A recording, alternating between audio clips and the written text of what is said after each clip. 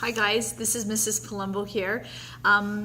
This is my first attempt at making a video, so hopefully it goes well, and if it does, you'll get more of me. Okay, so to begin, today I want to talk to you about Kepler's first law.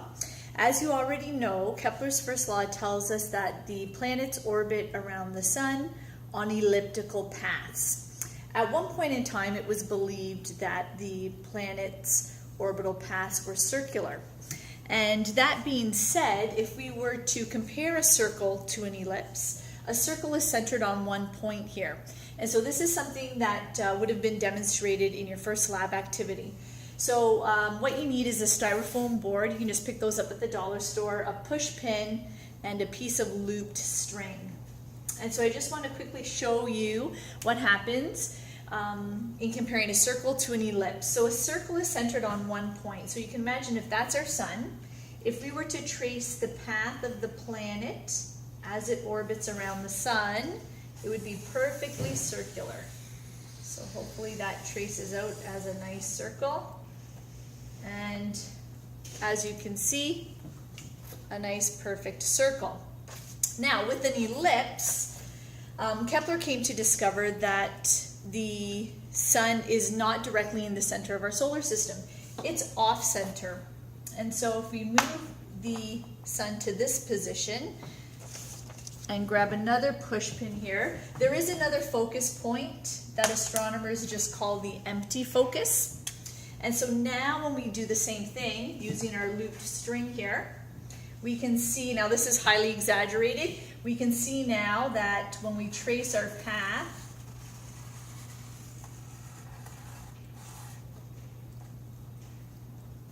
it's nowhere near circular, okay? It's been flattened, and that's what an ellipse is. Now, the degree of flattening,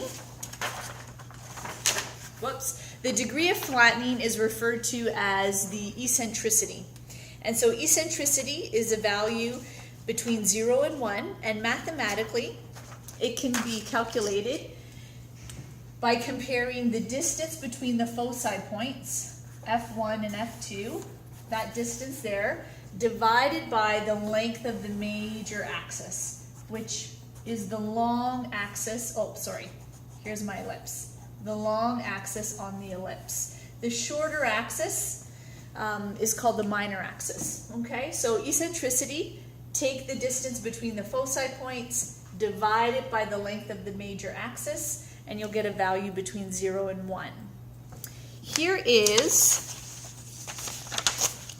an ellipse that's been completely labeled for you. Okay, so here again, I've identified my focus points. So F1 is the sun. Let me just bring this up. F1 is the sun. And you can see here that as the planet orbits around the sun, at this point here, it's closer to the sun than when it's over here. If this planet was our Earth, that would be Earth 6 months later. Okay, so at this point here, the planet is farther from the sun. At this point, it's closer to the sun. This is directly related also to Kepler's second law, which tells us that when a planet is closer to the sun, it actually picks up speed and travels faster than when it's farther away. At this point, the influence of the sun's gravitational pull isn't as strong, so the planet kind of breathes a sigh of relief and lessens its speed to accommodate the fact that it's further away from the sun, so the gravitational pull isn't as strong. Hope this helps. Take care.